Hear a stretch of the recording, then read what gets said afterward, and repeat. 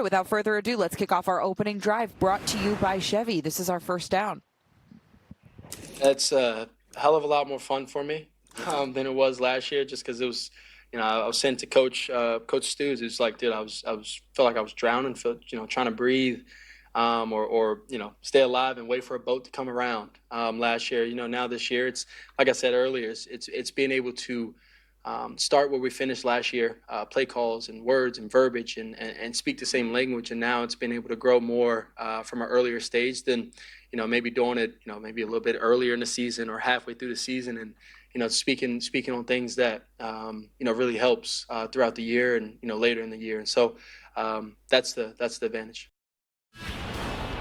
Great to hear from QB1 today, as always, and great to hear that he doesn't feel like he's drowning this year. Clay, what would you say your final assessment is of Caleb now that minicamp has wrapped up?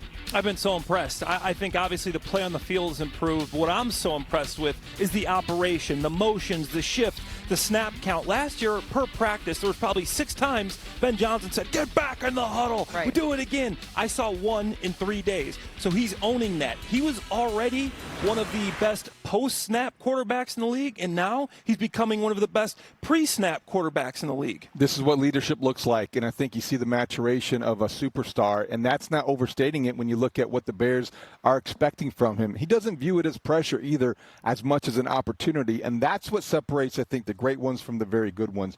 And right now, Caleb Williams, entering year 3, has that chance to be a great NFL quarterback. You heard Ben Johnson talk about it, and then Caleb did later on today. His goals remain the same, and that's to win Super Bowls, nothing short of that, which I always think is great to hear. I also loved a story that Caleb told today, guys, where 𝗵𝗻 came up to him after he was having sort of a bad practice, and he was standing off to the side, and 𝗵𝗻 looked at him and said, "Everyone's watching you." And so Caleb Williams took that to heart. He said that stuck with him, it bothered him, and that's how he's trying to develop his sort of the next phase of his leadership, is to watch his body language, be more even-keeled, not get too high, not get too low. And I loved hearing that from him, because when you feel comfortable in the offense and everything that's happening on the field, you can grow on the things off the field too. Clay, how important is that? Because you've been with some great quarterbacks. Is that true? Is everybody else, the other 52 guys or 98 guys in camp, watching the quarterback? Yeah, when you're in the huddle, guys are looking at you. When you throw a pick, the guys are looking at you. When you score a touchdown, the guys are looking at you. They're always looking at you, and I loved how he talked about stoicism. Marcus Aurelius, the old Roman Empire. It's something that's very important. Never get too high, never get too low. It's one of my favorite quotes. You bring your notebook, David?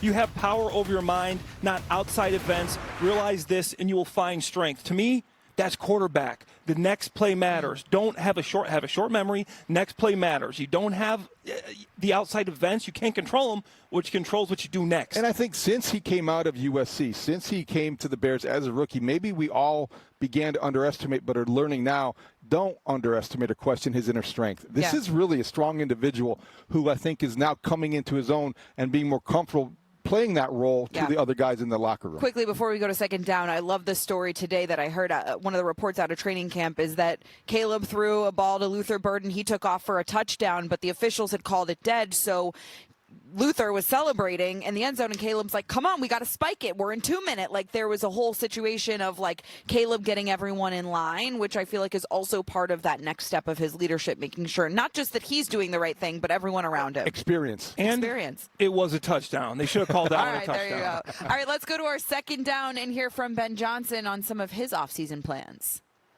This offseason, I'll be able to deep dive into some areas of interest for myself. And so I was just talking with Coach Stutesville upstairs, and he's got a wealth of experience from a number of different places, but I can't wait to dive into his cut-ups that he's got from Miami. They did some really unique things, particularly in the run game over the last few years, and so that's one example right there, but we'll be able to make a lot of headway here this summer. Eric Stutesville is somebody that I'm excited for everyone to get to know a little bit. Somebody that I covered when I was back covering the Miami Dolphins. He spent 8 seasons as the Dolphins running backs coach. He also at a time was the co-offensive coordinator there, guys.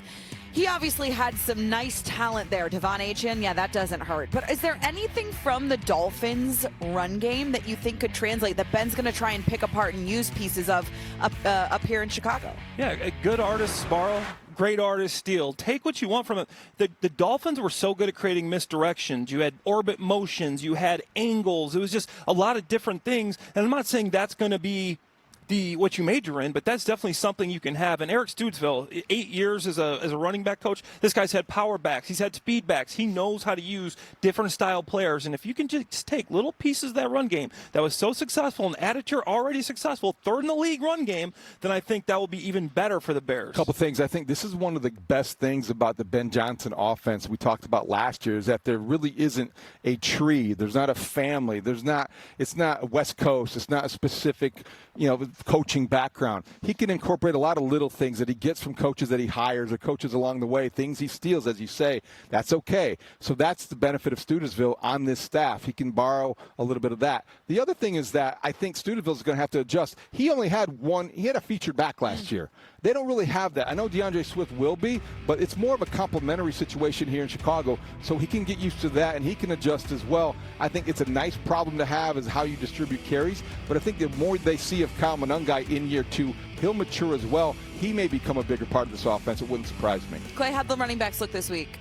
I thought they looked good. Obviously, you can't see the breaking the tackles, the power, but what really impressed me was their versatility. They're getting shifted in motions more shifts, more motions. They're outside, they're running routes. DeAndre Swift looked really good running routes from the outside. It's almost like he's a receiver. He's got a really interesting skill set. He looked fast. 𝗠𝗠𝗠𝗏 looked fast watching all their drill work. Obviously, 𝗠𝗠𝗏 is going to look better come training camp, because he's the guy that goes downhill, breaks the tackles, lowers his shoulder, gets the hard, the ugly yards.